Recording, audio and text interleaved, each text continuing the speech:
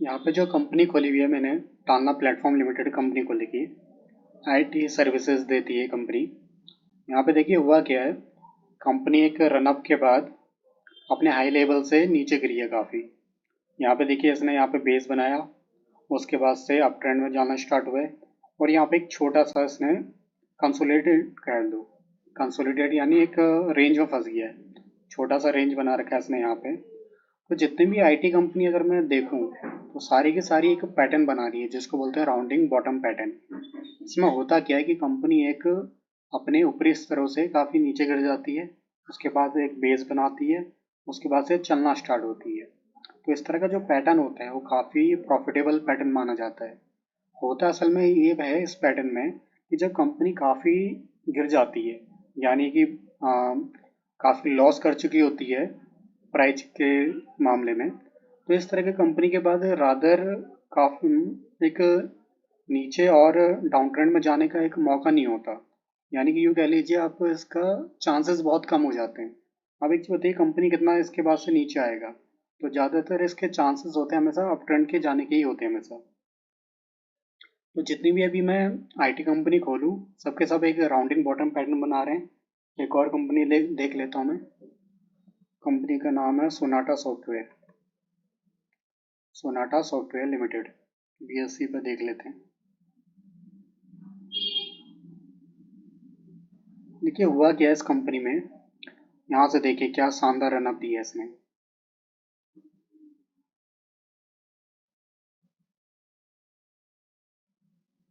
Sonata software, हुआ क्या है इस कंपनी में, यहाँ से देखिए गिरा है ये, यहाँ से अप ट्रेंड स्टार्ट हुआ है, अभी तक ऑल टाइम हाई पे चल रहा है।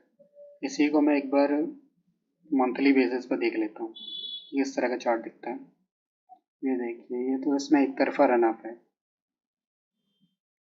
Sonata software. तो इस तरह की जो कंपनी होती हैं वो जो कि एक अप ट्रेंड में जा रही हैं, हमेशा बाई करने लायक होती है, इन्वेस्टमेंट बढ़ती होती है इस तरह की कंपनी। एक और कंपनी है हैप्पीएस्ट माइंड, सबसे फेमस कंपनी है ये,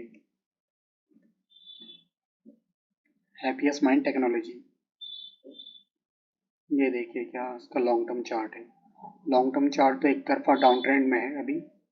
इसको मैं वीक वीक या डे बेसिस पे देखता हूँ।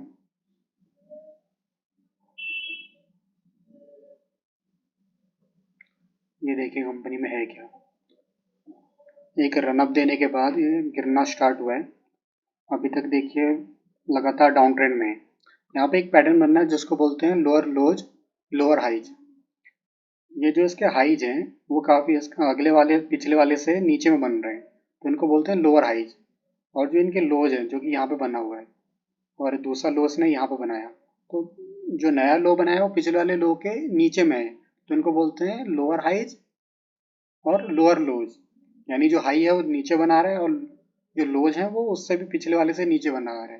तो जब भी इस तरह का पैटर्न देखे वो एक बार डाउन ट्रेंड, यानी वो डाउन ट्रेंड शो कर रहा है डायरेक्टली, यानी कि प्राइस धीरे धीरे करके नीचे आता जा रहा है। तो इस तरह की जो कंपनी होती है कभी भी खरीदने लायक नहीं होती है, क्योंकि यहाँ पे एक पैटर्न बनना है जिसको बोलते हैं लोअर हाइज लोअर लोज।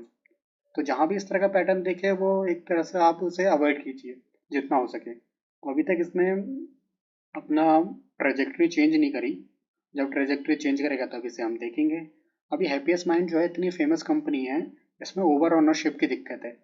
ओवर ओनरशिप क्या होता है कि कोई चीज जो कंपनी है वो मैक्सिमम लोगों के पास है। तो अब जब कोई कंपनी मैक्सिमम लोगों के पास है तो न्यू बायर तो आएंगे नहीं। तो जब भी इस तरह की कंपनी जिनमें नए बायर की दिक्कत है, यानी कि जिसमें नए बायर आ नहीं सकते, यानी ओवर ओनरशिप की दिक्कत है, तो वो कंपनी का आप ये समझिए वो बहुत ही कम चलती हैं इस तरह की कंपनियाँ। कि होता क्या है कि वो सबके पास पहले से ही है, तो अगर हर एक के पास ऑलरेडी पहले से ही है तो कौन आएगा जो उसे नया खरीदेगा। समझे आप? तो इस तरह की कंपनी जो है वो अप ट्रेंड में, मुझे नहीं लगता ये काफ़ी दिक्कत में है अभी। और इसके साथ दिक्कत ये है कि इसका पी रेशियो भी हाई है, 60-70 के आसपास शायद पी रेशियो होगा, तो इसमें ओवर ओनरशिप की तो दिक्कत है ही। आप एक चीज़ समझिए, ओवर ओनरशिप को ऐसे समझिए, ऐसा कोई काम है जो हर एक जना कर रहा है, तो जब हर एक जना कर रहा है तो उसके अंदर प्राइसिंग पावर अपने आप कम आ जाएगी। तो जब प्राइसिंग का पावर कम आएगी तो आप ज़्यादा चार्ज कैसे करोगे। अगर काम कोई ऐसी है जो बहुत कम लोग कर रहे हैं, जिसकी डिमांड ज़्यादा हो और करने वाले कम हो, तो उस तरह की चीज़ों में हम ज़्यादा प्राइस एक्सपेक्ट कर सकते हैं बजाय उनके जो काम हर कोई कर रहा है। तो ओवर ऑनरशिप यही होता है, ये कंपनी हर एक के पास है, तो जब हर एक के पास है तो नए खरीदने वाले लोग नहीं है, जिसकी वजह से प्राइस ऊपर नहीं जा सकता। और बाकी चार्ट में तो आप देख ही रहे हैं, क्लियरली डाउन ट्रेंड बन रहा है और एक पैटर्न बन रहा है जिसको बोलते हैं हम लोअर हाइज लोअर लोज। तो ये पैटर्न हमेशा ध्यान रखना, ये पैटर्न जब भी देखे आपको तो आप इस तरह के जो चार्ट पैटर्न उन्हें अवॉइड करें। एक और कंपनी हम देख लेते हैं, टाटा एलेक्सी। टाटा एलेक्सी कहते हैं ये सेमीकंडक्टर की चिप बनाने वाले बिजनेस में है।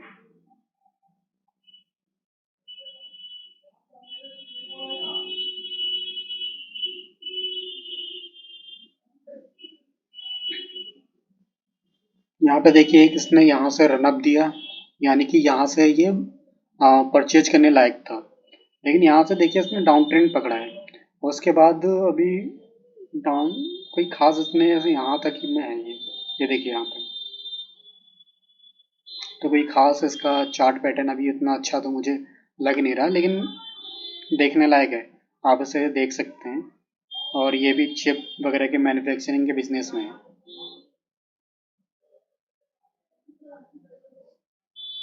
एक और कंपनी है फर्स्ट सोर्स सॉल्यूशन।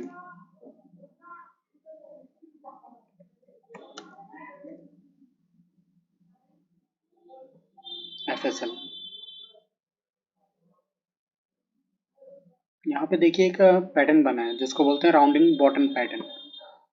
कंपनी अपने एक लेवल से गिरी है यहाँ तक, उसके बाद से अप ट्रेंड में चलना स्टार्ट हुआ है, तो एक पूरा राउंड लिया है इसने, तो इस तरह के पैटर्न को बोलते हैं राउंडिंग बॉटम पैटर्न।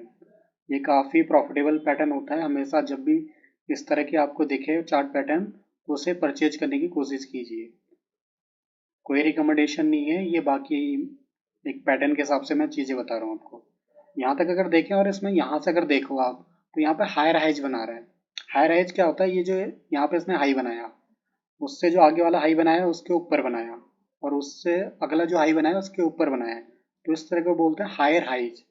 और जो नीचे का इसने लो बनाया था वो एक यहाँ पर बनाया था, उसके बाद दूसरा लो इसने यहाँ पर बनाया, अगला लो जो है वो उसने ऊपर बनाया, तो उसको बोलते हैं लोअर हाइज। तो चार्ट पैटर्न जो यहाँ पे बना वो हायर हाइज लोअर हाई, तो जब भी हायर हाई लोअर हाई बने तो इस तरह के जो चार्ट पैटर्न होते हैं हमेशा खरीदने लायक होते हैं। हमेशा कोशिश कीजिए कि इस तरह के चार्ट पैटर्न आपको दिखे। नंबर एक, rounding bottom pattern. Rounding bottom pattern जो होता है मैक्सिमम प्रॉफिटेबल राउंड पैटर्न होते हैं टेक्निकल एनालिसिस के अंदर, क्योंकि इसमें चांसेस और नीचे के आने के बहुत कम होते हैं। अब एक चीज़ समझिए कि रिवॉर्ड रेशियो आपका कम हो जाता है, यानी कि जो आपके रिस्क है वो कम हो गया, रिवॉर्ड ज़्यादा हो गई। क्यों रिस्क कम क्यों हो गया, क्योंकि यहाँ पे एक ऐसे लेवल पर आ गया जिसके बाद नीचे आने के चांसेस बहुत कम है। तो जब भी इस तरह के राउंडिंग बॉटम पैटर्न में रिस्क रिवॉर्ड रेशियो हमेशा आपके फेवर में होता है, यानी कि हाई होता है। तो राउंडिंग बॉटम पैटर्न जहाँ दिखे आपको वहाँ पे बाय करने की कोशिश करनी चाहिए या देखना चाहिए, आपको इन्वेस्टमेंट बढ़ती है। दूसरा, higher highs lower highs pattern दिखे आपको, तो ये दो पैटर्न हमेशा ध्यान में रखना। ज़्यादातर मैं अपने पूरे इस चैनल पे ये दो पैटर्न ही सिखाऊंगा, बाकी मैं ये चीज़ सिखाना नहीं चाहता कि एक एक कैंडल क्या शो कर रहा है। बहुत सिंपल वे में मैं बता रहा हूँ आपको यहाँ पे। अब अगर मैं यहीं पर आपको कंफ्यूज करने के लिए बता दूँ, यहाँ पर मूविंग एवरेज लगा दूँ, 2 डे 3 डे 4 डे 7 डे, पता नहीं क्या क्या मूविंग एवरेजेस होते हैं, दूसरा फिबोनाची लगा दूँ, और एक एक कैंडल को पकड़ के ये बनाने लग जाऊँ कि यहाँ पे डाइवोजो बन रहा है कि मोरूबोजो बन रहा है, या फिर हैमर बन रहा है, शूटिंग स्टार बन रहा है, या थ्री क्रोक पता नहीं क्या क्या स्टार बन रहा है, ये बन रहा है डायमंड पैटर्न, पता नहीं क्या क्या नाम लेते हैं। तो इस तरह के बनाने लग जाऊँ तो इससे तो आपको ना आपके समझ में आएगा ना मेरे आएगा। तो जब भी इस तरह की चीज़ें होती हैं आप इनको बहुत सिंपल वे में देखिए। दो पैटर्न है सबसे ज़्यादा प्रॉफिटेबल, एक राउंडिंग बॉटम पैटर्न प्रॉफिटेबल है, दूसरा हायर हाइज लोअर हाइज, तीसरा जो सबसे डिस्ट्रक्टिव है यानी डिस्ट्रॉय करने वाला जिससे नुकसान होता है वो होता है lower lows lower highs lower lows, जो कि मैंने बता चुका हूँ। वो कंप्लीट डाउन ट्रेंड को शो करता है। पहले पिछले वाली वीडियो में मैंने कैंपस में दिखाया था और अभी एक दो उसमें मैंने आपको दिखाया था। जिसमें यही पैटर्न बन रहे थे। तो इन पैटर्न को हमेशा ध्यान रखिए, अगर इतना पैटर्न भी आप देखोगे और समझोगे तो इतने से आपको काफ़ी बेनिफिट मिलेगा। बाकी इससे कोई फ़ायदा नहीं है कि एक एक कैंडल को पकड़ के मैं एक एक कैंडल को एनालिसिस करेंगे हम। हमेशा जो भी चार्ट हो 3 फ्रेम में देखना चाहिए, मिड टर्म, लॉन्ग टर्म और शॉर्ट टर्म में। शॉर्ट टर्म का मतलब पर डे है। अब एक एक मिनट और एक एक सेकंड का कैंडल देखने का कोई बेनिफिट नहीं है, इससे टाइम वेस्ट होने वाला और चीज़ें समझ में नहीं आनी। अब एक चीज़ देखिए, इस उसमें मुझे एक बात समझ में आई है, क्योंकि मैंने इसे लॉन्ग टर्म में देखा है। अगर मैं एक एक कैंडल इसे पकड़ने लग जाऊं तो मुझे समझ में नहीं आएगा कि मुझे करना क्या है। चार्ट इस तरह से देखो ताकि उससे एक कंक्लूजन बना सको आप कि मुझे ये परचेज करना है कि सेल करना है। अगर जिसमें आप इस तरह का चार्ट देख रहे हो जिसमें आप एनालिसिस तो बहुत कर ले रहे हो, लेकिन आपको ये नहीं समझ में आ रहा कि मैं इसे परचेज करूं कि बाई करूं कि करूं क्या, कोई कंक्लूजन नहीं पहुंच पा रहे हो, तो वो चार्ट देखना बेकार है। चार्ट ऐसा देखो जिससे समझ में आ जाए तुरंत देख के कि क्या करना है। ये राउंडिंग बॉटम पैटर्न और यहाँ पे हायर हाइज बना रहा है तो इसलिए परचेजेबल है। खरीदो नहीं खरीदो वो आपकी मर्जी है, कोई रिकमेंडेशन नहीं है। बस मैं एक चार्ट के जरिए से आपको परचेज और सेल करने का एक तरीका बता रहा हूँ ताकि आप देखते ही समझ जाएं। ये एफएसएल हो गया। दूसरा आप देखते हैं Infosys. Infosys large cap company है।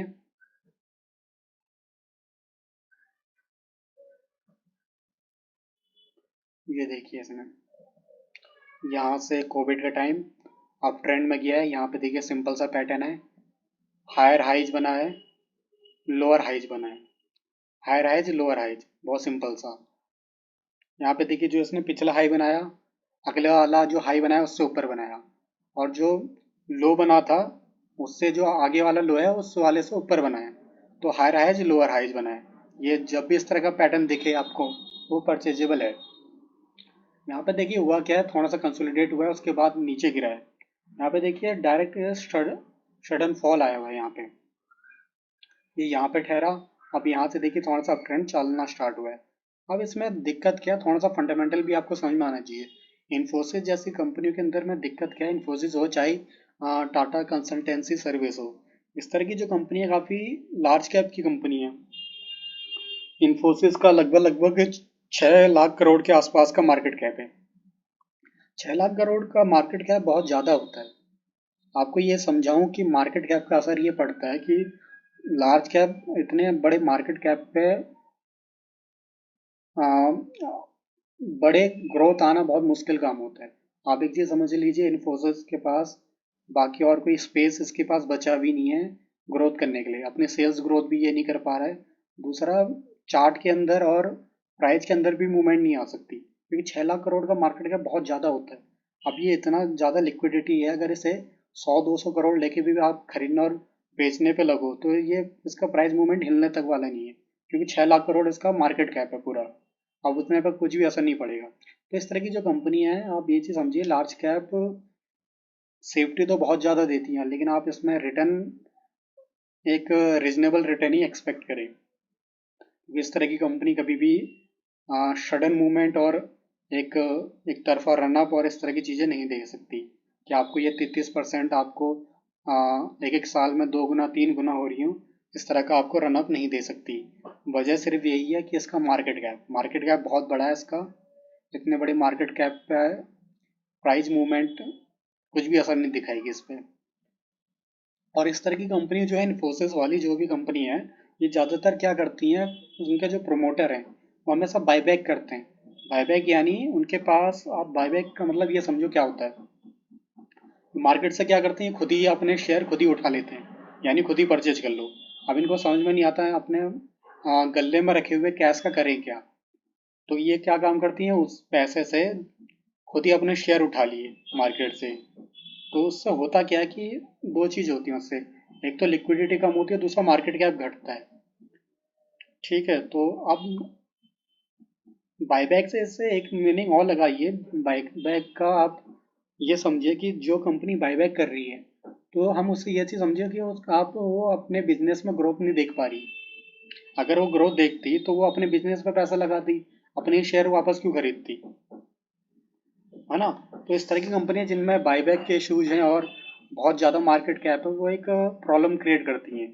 प्रॉब्लम ये नहीं है कि ये कंपनी कोई पैसा डुबाएगी, पैसा तो इसमें सेफ रहने वाला है क्योंकि इसका बहुत बड़ा मार्केट कैप है। जिन कंपनियों का मार्केट कैप हाई है तो उसके अंदर फॉल भी बहुत कम आते हैं। फॉल इसलिए कम आते हैं क्योंकि स्टेबिलिटी देती है उसकी मार्केट कैप। तो आपको ये समझना चाहिए। तो बायबैक जैसे जो कंपनी बायबैक कर रही है वो नुकसान है। नुकसान इसलिए है क्योंकि वो अपनी बिजनेस में ग्रोथ ना देख के वो खुद ही अपने शेयर खत्म कर रहे हैं खरीद के। दूसरी कंपनी है TCS, टाटा कंसल्टेंसी सर्विस। इसके अंदर भी सेम इशू है। ये देखिए ये कंपनी, यहाँ पे इसने सही रन अप दिया है। यहाँ पे देखिए एक रेंज में फंस गई। यहाँ पे देखिए मैंने लाइन भी खींची हुई है। इसको बोलते हैं कंसोलिडेशन। कंसोलिडेशन क्या होता है, जब एक कोई कंपनी एक रेंज में फंस जाती है, उसका प्राइस जो है एक रेंज के अंदर में रह जाता है, तो उसको बोलते हैं कंसोलिडेशन। ये कंसोलिडेशन इसने यहाँ पे तोड़ा है। लेकिन सेम इशू इसके अंदर भी है जो इन्फोसिस के अंदर में इशू था। इशू यह है इसका मार्केट कैप और दूसरा बायबैक की प्रॉब्लम। इसका मार्केट कैप लगभग लगभग 14,000 करोड़ के आसपास का है, जो जितना मुझे पता है।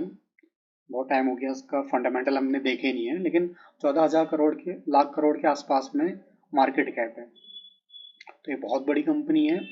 तो सेम इशू यही है, स्टेबिलिटी तो आपको बहुत देंगे लेकिन कोई खास आपको इसमें रिटर्न बना के ये देने वाली नहीं है।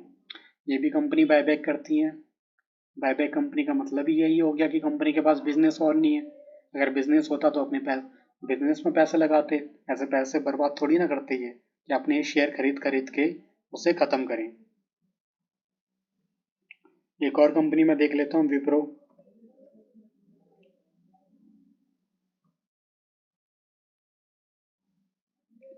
ये देखिए कंपनी, यहाँ पे देखिए परफेक्ट राउंडिंग बॉटम पैटर्न बना है। यहाँ पे अपने एक हाई लेवल से कंपनी नीचे में गिरी काफ़ी, उसके बाद छोटा सा एक बेस बनाया इसने, अब इसने चलना स्टार्ट हुआ है। तो एक पूरा राउंड लिया इसने, ऐसे देखिए एक राउंडिंग बॉटम पैटर्न बनाया यहाँ पे। परफेक्ट एग्जांपल है राउंडिंग बॉटम का।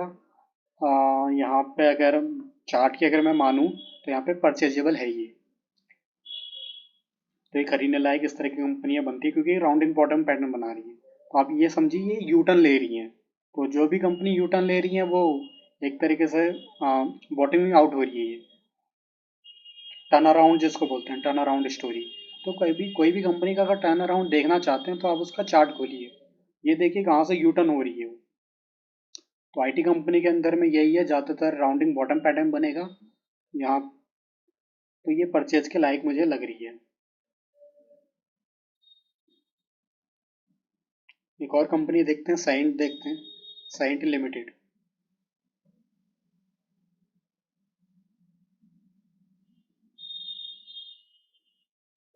ये देखिए एक अप ट्रेंड में है, यहाँ से छोटा सा वीकनेस आई है। सेम यहाँ से अप ट्रेंड में, और वहाँ से फॉल हुआ है, और यहाँ से एक रनअप स्टार्ट हुआ है। यहाँ पे थोड़ा सा वीकनेसेस है।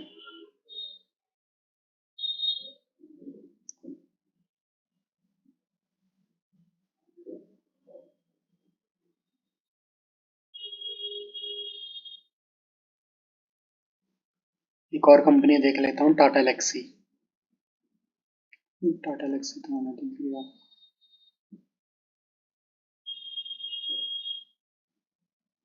एम्फेजिस, एम्फेजिस लिमिटेड, ये भी आईटी कंपनी है।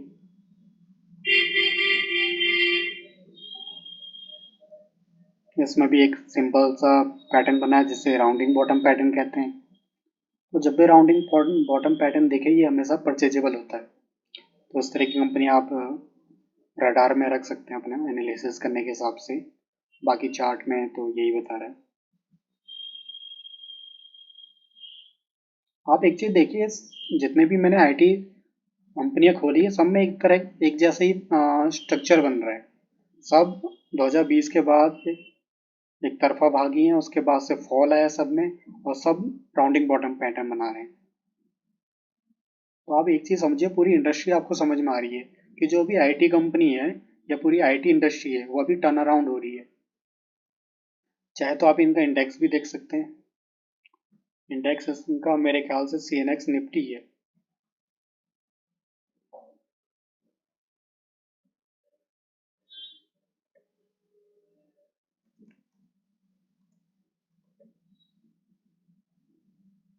ये इनका इंडेक्स है।